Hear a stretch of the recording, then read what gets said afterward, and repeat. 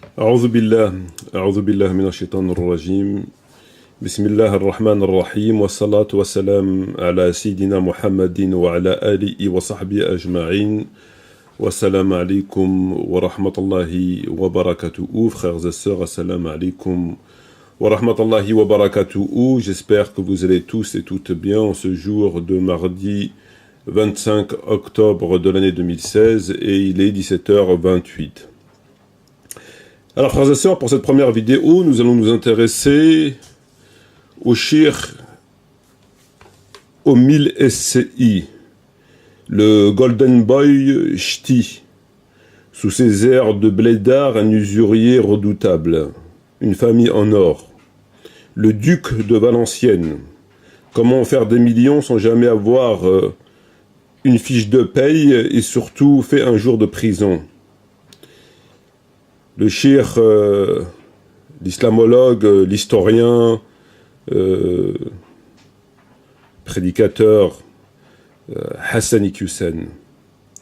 Alors dans son rôle, hein, parce que on est face à c'est des sketchs, donc il joue dans le rôle de la stratégie du rat qui miaule. Avez-vous déjà entendu parler de la stratégie du rat qui miaule? Ben, c'est ce qu'il nous fait dans cette vidéo. Il nous fait la stratégie du rat qui miaule. Nous allons écouter une partie de cette vidéo, environ 5 minutes. On y reviendra probablement ensuite, Inch'Allah. Donc c'est une vidéo qui s'intitule « Les non-musulmans sont-ils tous des mécréants ?» Est-ce que les non-musulmans sont-ils tous des mécréants?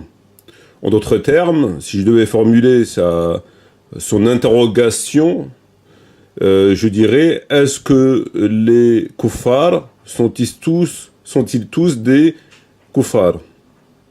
Voilà. Si on devait la formuler correctement, avec un cerveau normalement constitué, avec une intention normalement saine, dans le but d'apporter un enseignement normalement équilibré, il aurait mieux fallu intituler cette vidéo « Est-ce que les kuffars sont-ils tous des kuffars ?» Bon, il a préféré « Est-ce que les non-musulmans sont-ils tous des mécréants ?» Alors on va l'écouter, puis on va voir ce qu'il va nous répondre à cela. Le frère dit que Dieu dit, et en vérité, ce que tu as dit, c'est pas Dieu qui l'a dit. C'est toi, parce que tu as parlé en français, donc ce que tu viens de dire, c'est pas la parole de Dieu. C'est ta parole. Vous avez compris? Quand quelqu'un vous dit Dieu a dit, et il vous cite quelque chose en français, en anglais, en chinois, en russe, il n'a pas le droit de dire Dieu a dit. Parce que Dieu, il l'a pas dit. Voilà, vous avez compris? Ben, il est en train d'expliquer que lorsque quelqu'un vient vous voir et vous cite un verset, en français, en russe, en chinois, en tout cas en toute autre langue que la langue arabe, donc un frère ou une sœur vient vous voir et vous dit Dieu a dit, s'il vous dit pas en langue arabe, c'est pas Dieu qui l'a dit. Il n'a pas le droit. C'est sa parole à lui, c'est pas la parole de Dieu. Voilà. Il faut que, pour que ce soit la parole de Dieu, qu'il vous le dise en langue arabe. S'il ne vous dit pas en langue arabe, c'est pas Dieu.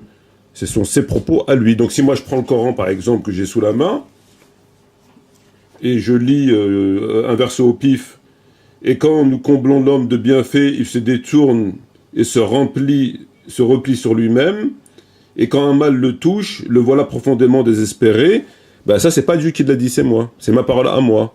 Faut pas dire que c'est Dieu. Faut dire que c'est Maître Matimamar qui a dit. Maître Matimamar a dit, et quand nous comblons l'homme de bienfaits, il se détourne et se replie sur lui-même. Et quand un mal le touche, le voilà profondément désespéré. C'est pas Dieu qui l'a dit. Si je vous dis par exemple, et dit la vérité est venue, l'erreur a disparu, car l'erreur est destinée à disparaître, c'est pas Dieu qui l'a dit. C'est Maître Matimamar. Donc faut dire, Maître Matimamar a dit, la vérité est venue et l'erreur a disparu, car l'erreur est destinée à disparaître. Voilà ce qu'il est en train de vous expliquer. Bah oui, quand c'est pas en langue arabe, vous n'avez pas le droit. Enfin, vous n'avez pas le droit. Lui, il a le droit, puisque 99% de ses discours sont faits en langue française. Et parfois, ça lui arrive, histoire de faire leur tour de claquette, comme ils savent si bien le faire, quand ils ponctuent des discours avec des mots en arabe qui ne changent absolument rien, non seulement au discours lui-même, mais à l'hérésie du discours. Eux, ils ont le droit. Lui, il a le droit de faire des discours dans lesquels il vous cite des versets en français, etc. Il a le droit. Mais quand c'est quelqu'un d'autre, il n'a pas le droit. Quelqu'un d'autre, toute autre personne n'a pas Hassan Hussein, n'a pas le droit de dire Dieu a dit en dehors de la langue arabe. Il n'y a que lui qui a le droit. Et, il parle de droit, attention. Hein. Donc là, on est carrément dans le droit. C'est comme Majidou Kacha. Majidou Kacha, il a dit c'est la loi. Bah, lui, il dit c'est le droit. C'est-à-dire, le droit, c'est quand même un terme juridique. Il n'a pas le droit. Sauf Hassan Hussein. Hassan Hussein, il a le droit. Il a le droit de parler en français. Bah oui. Il a le droit de parler en français, lui. Donc voilà. Par contre, moi, lorsque je dis t'es un gros vendu, là, par contre, je veux bien que tu me dises que c'est pas Dieu qui l'a dit. Là, oui, je suis d'accord. Là, c'est moi qui l'a dit. C'est pas Dieu qui a dit que t'étais un gros vendu. C'est vrai. Dieu l'a dit ça autrement. Moi, je le dis encore autrement. Là, c'est ma parole. Là, en effet, je peux pas dire que Dieu a dit Hassan et Hussein est un gros vendu. Non. Ça, je peux pas. C'est vrai. C'est ce que tu as compris de ce que Dieu a dit. Vous avez compris? Alors, Dieu dit dans le Coran, Ya ayyuhalladhina amanu. Ah, là, je peux me permettre. Vous avez vu? Ya ayyuhalladhina amanu, la tattakhidou aduwi wa aduwakum awliya'a. Dans un autre verset, Dieu dit, Ya ayyuhalladhina amanu, la tattakhidou al-yahuda wa an-nasara awliya. D'accord? Donc, je l'ai dit en arabe. C'est la parole de Dieu. Maintenant, qu'est-ce que je vais faire? Je vais traduire. C'est quoi la traduction? C'est une interprétation, c'est une compréhension. Hein? Je l'ai dit en arabe. Moi, j'ai compris. J'ai compris ce que ça veut dire. Non. Je pense que ça veut dire ça. Oh, vous avez vu déjà? Oh calme-toi. Là, calme-toi. Oh. Oh, calme-toi. Oh. Calme-toi, calme-toi. Il va finir par bouger ses mains tellement il les bouge, il les met dans sa bouche, il va finir par les bouger. Ça, c'est un signe de la débilité de l'individu, parce qu'il est tellement dans l'hérésie, il est tellement dans le mensonge et l'invention qu'il parle avec ses mains. Ça lui permet d'avoir un débit, de pouvoir s'exprimer. C'est incroyable que d'entendre des choses à ce point débiles. Oh, calme-toi. Oh. Je pense que ça veut dire ça. Une interprétation, c'est une compréhension. Hein? Je l'ai dit en arabe. Moi, j'ai compris ce que ça veut dire. Non. Je pense que ça veut dire ça. Oh, vous avez vu déjà? Calme-toi. Calme-toi. Un peu de modestie. Ouais. C'est vrai. Les musulmans, quand ils parlent, on dirait que ils ont la révélation. Allah, il a dit. Oh, calme-toi. C'est ce que tu penses que Dieu a dit. C'est ce que tu as compris de ce que Dieu a dit. Un peu de modestie et un peu de doute. Peut-être que tu as raison, peut-être que tu as tort. Ah ben oui, le doute, c'est bien le doute. Peut-être que tu as raison, peut-être que tu as tort. Tout n'est pas blanc, tout n'est pas gris. Tout n'est pas blanc, tout n'est pas noir. C'est gris. Peut-être, peut-être pas. C'est possible, c'est pas possible. Probablement. Qui sait? Ben oui, c'est bien le doute. Faut pas dire que tu sais. C'est pas bien de dire je sais. Non, faut que... Oh, calme-toi. Oh, calme-toi. Ben oui, c'est bien le doute. Faut pas dire Dieu, c'est ta compréhension. Faut pas dire Dieu a dit, c'est ce que tu as compris. Un peu de doute. Oh, calme-toi. Oh, calme-toi. Ben oui, il faut avoir du doute. Donc si on vous demande combien qu'il y a de cieux, faut dire je sais pas. Si on vous dit est-ce qu'il y a 7 cieux, vous dites je sais pas. Peut-être qu'il y en a 8 finalement. Peut-être qu'il y en a 6. Peut-être que j'ai mal compris. Je sais pas. Est-ce que les koufars ils iront au paradis? Je sais pas. Peut-être. Peut-être pas. Je sais pas. Est-ce qu'on tue l'apostat en islam? Je sais pas. Peut-être. Peut-être pas. Probablement. Qui sait? Allahu a'lam. Oh, calme-toi. Oh, calme-toi. Voilà. Donc, en fait, ce qu'il est en train de dire aux gens, c'est que dans l'islam, tout n'est que doute. C'est bien de cultiver le doute dans la tête des gens. C'est bien au nom des réserves que le musulman et la musulmane, et même pas que le musulman et la musulmane, les intellectuels en général, les gens sérieux ont toujours des réserves, à part quand ils sont sûrs. Ben, c'est évident, quand c'est sûr, tu vas pas dire, je sais pas. Là tu fais le fou. C'est pas pareil. Et alhamdoulilah, il y a des choses en islam qui sont établies. Il y a 7 cieux, l'apostat, il est mis à mort, la prière c'est une obligation, enfin voilà. Il y a quand même des choses qui sont unanimement reconnues, alhamdoulilah. Le jeûne c'est obligatoire, la sharia c'est obligatoire, le califat c'est obligatoire, etc., etc. Voilà, il y a des choses où justement il y a des divergences, où comme on sait. Mais sur des choses où c'est, je veux dire, établi, unanimement reconnu, et dans le Coran, et dans la Sunna, et par les 4 écoles, tu vas dire, je sais pas, calme-toi. Ben, c'est ce qu'il est en train de dire. C'est la stratégie du Rakimiol. C'est-à-dire qu'il est en train de dire aux gens, lorsqu'on vient vous voir et qu'on vous parle d'un verset, non, il faut pas, non, c'est pas Dieu qui a dit, c'est lui qui a dit. Ben oui, il faut pas, c'est lui qui a dit. Lorsque on affirme une chose, non, c'est peut-être pas ça. Ah bah non, calme-toi. Voilà, c'est ça. Quand on vient vous voir et on vous dit quelque chose, vous devez faire comme ça. Calme-toi, calme-toi. Voilà ce qu'il est en train de dire. Mais sauf lui il a le droit. Lui, il a le droit de parler en français, de dire les versets en français, d'être sûr, quand il parle, il met pas le doute dans ses discours. Il va contredire le Coran et la Sunna sur l'apostasie, sur des dizaines et des dizaines de sujets. Il contredit le Coran et la Sunna avec un aplomb déconcertant. Lui, il n'a pas de doute. Mais lui, il n'a pas de doute dans l'autre sens, quand il contredit. Lui, là, il n'a aucun doute. Mais vous devez avoir un doute. Donc, quand vous parlez, quand le reste de l'humanité parle, il faut pas dire que Dieu a dit. Non, c'est toi qui as dit. Et quand tu dis une chose, il faut pas dire que c'est la vérité. C'est ta vérité. Calme-toi. Voilà. Sauf quand c'est le duc de Valenciennes, le Goldenbonchti, le Chiromé. Lui, il a le droit. Donc, il fait... En fait, c'est la stratégie du Rakimiol. Il est en train de dire aux gens qui l'écoutent, n'écoutez personne, ne validez aucune vérité établie, tout n'est que doute, rien n'est blanc, rien n'est noir, tout est gris. Voilà. Sauf quand c'est le duc de Valenciennes qui parle. Lui, il a le droit. Ah ben oui, c'est pas pareil. Calme-toi. Sinon, wallah, nous tombons dans quoi? Dans l'arrogance et après la véhémence, la violence. Obligatoirement. Celui qui pense et qui croit détenir la vérité, automatiquement, il devient une bombe. Voilà. Attends, alors, il est parti où, là? On va le rattraper parce qu'il s'est levé. Il dit des choses tellement violentes que même son train arrière, il chauffe.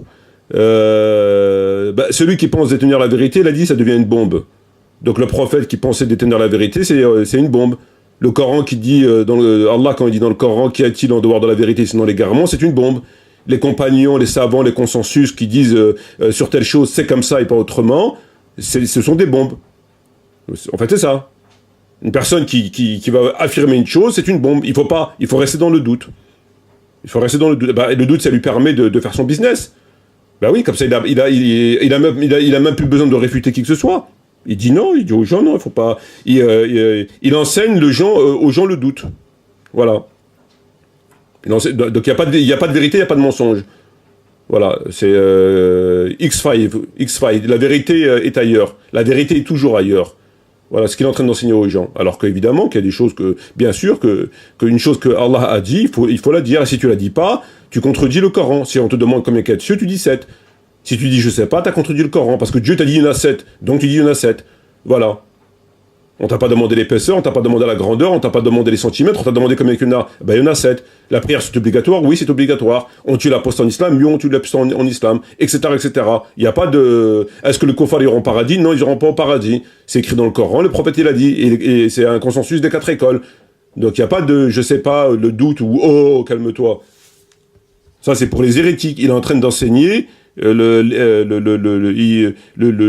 l'hérésie de voilà, ce qu'il est en train de faire.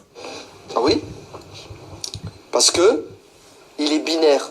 Si j'ai la vérité, automatiquement, toi, t'as quoi? T'as le mensonge. Il n'y a qu'une vérité, il n'y en a pas deux. Donc, qu'est-ce que veut dire ces versets? Quelle est l'interprétation de ces versets? Qu'est-ce qui bouge? Pour comprendre un verset du Coran, il faut le comprendre à la lumière du reste du Coran. Prendre un verset et le comprendre tout seul, c'est un égarement manifeste. Quand le verset est clair, il n'y a pas matière à cogiter ni à réfléchir, il est clair. Quand un verset interpelle la raison humaine pour être compris, la première des choses qu'il faut faire pour le comprendre, c'est le comprendre à la lumière des versets qui sont clairs. Lui, il est équivoque, ce verset. Mais on a des versets univoques. Un verset univoque, ça veut dire quoi? Il n'a qu'un sens. Équivoque, ça veut dire qu'il peut avoir plusieurs sens. Un verset qui peut avoir plusieurs sens, il faut le comprendre à la lumière du verset qui a un sens. Ce verset, je ne dois pas prendre... Bon, ma traduction là, regardez là. Fais gaffe à tes doigts quand même. Elle est peut-être fausse. Ouais. Je ne dois pas prendre comme amis les juifs et les chrétiens. C'est vrai, c'est faux. Comment il faut le comprendre?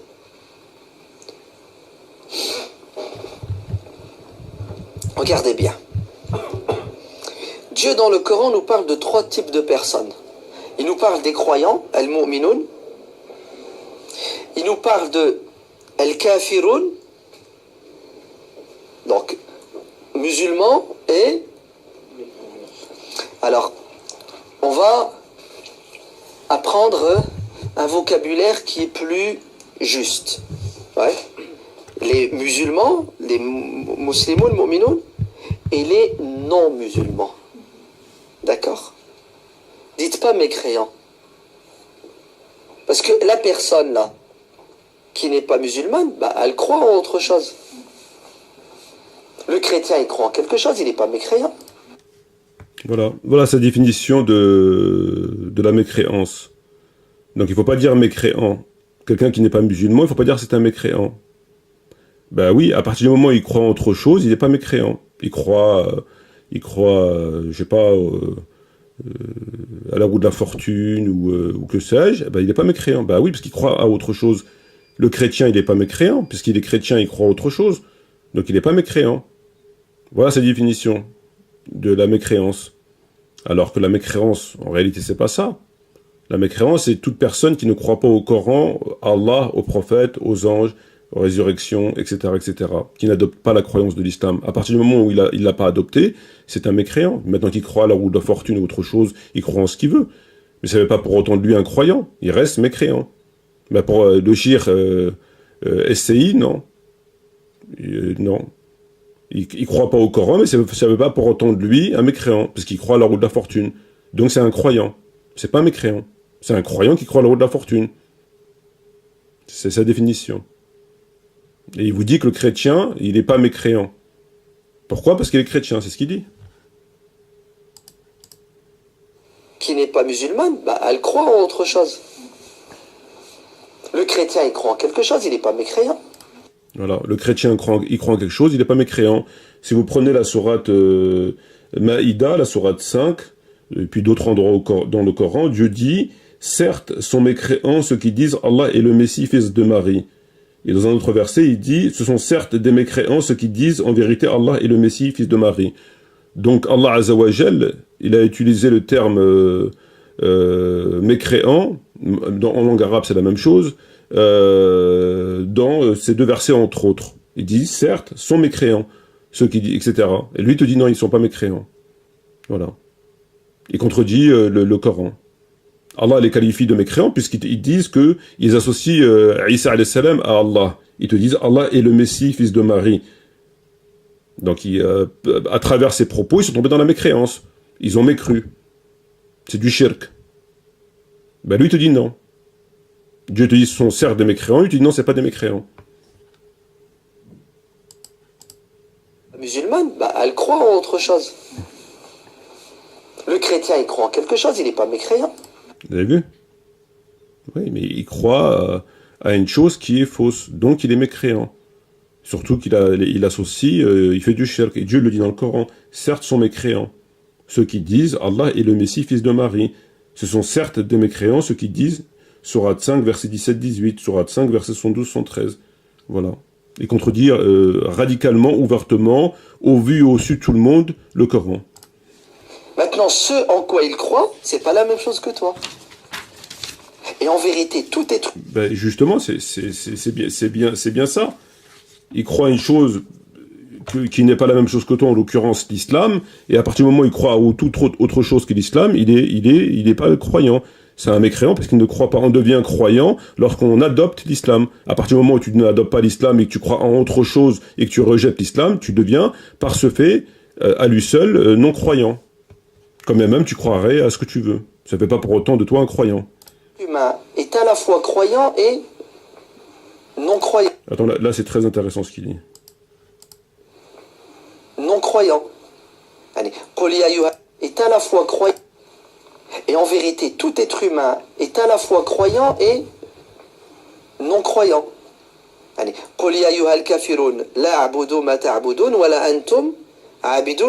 c'est ce que ça veut dire. Ô toi qui n'es pas musulman, je n'adore pas ce que tu adores, et toi tu n'adores pas ce que j'adore. Et alors, c'est quoi ça veut, il veut aller où avec ces versets?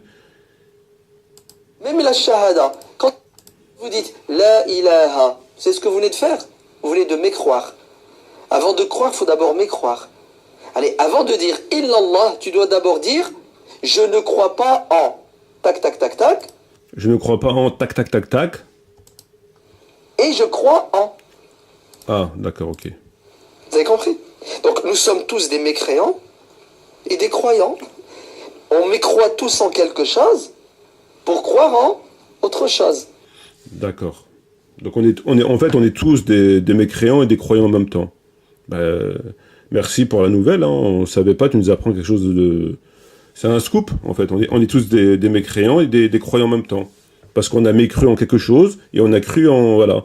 Donc d'abord, il faut mécroire, tac, tac, tac, tac, tac. Il a dit il faut mécroire, tac, tac, tac, tac, tac. Et après, il faut croire. Vous voulez de faire? Vous voulez de mécroire. Avant de croire, il faut d'abord mécroire. Allez, avant de dire illallah, tu dois d'abord dire je ne crois pas en. Tac, tac, tac, tac, tac, tac. Et je crois en. Tac, tac, tac, tac, tac. Je ne crois pas en. Tac, tac, tac, tac. Tac, tac, tac. Ah. Et je crois en. Ah, d'accord, ok. Vous avez compris? Donc nous sommes tous des mécréants et des croyants.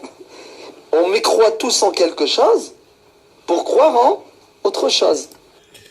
Ouais.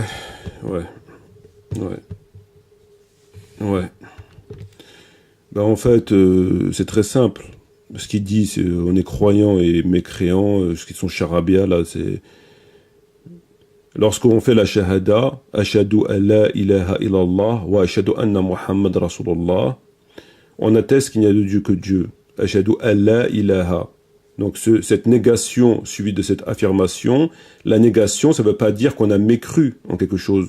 Ça veut dire, parce qu'il y a des gens qui rentrent dans l'islam, qui croyaient pas forcément, qui n'étaient pas chrétiens, juifs ou que sais-je, qui n'étaient absolument rien. Il y a beaucoup de gens dans des familles maghrébines qui ne priaient pas, mais croyaient en Allah, mais sans pour autant croire en quoi que ce soit. C'est simplement le fait de lorsque tu fais la shahada, la négation ne veut pas dire que tu as mécru, parce que pour mécroire, il faut croire. Donc tu as cru et tu as mécru ensuite lorsque tu as fait la shahada. C'est pas ça. La shahada, la négation veut dire que tu rejettes d'emblée tout ce qui a la prétention, tout ce qui prétendrait être une divinité hormis celle d'Allah. Ashhadu an la ilaha. Je témoigne qu'il n'y a pas d'autre divinité. Ça veut dire que ça veut pas dire que tu as cru. Ça veut dire que tu rejettes toute autre divinité. Tu peux très bien rejeter toute autre divinité sans pourtant que tu aies cru à ces divinités. Il y en a qui étaient certes polythéistes et qui ont rejeté ces divinités. Mais la shahada en soi, la plupart des gens aujourd'hui n'ont jamais été polythéistes au sens strict du terme. Ils se prosternent devant des idoles. Mais lorsque tu fais la shahada, ashhadu an la ilaha illallah, tu témoignes, tu attestes qu'il n'y a pas d'autre divinité.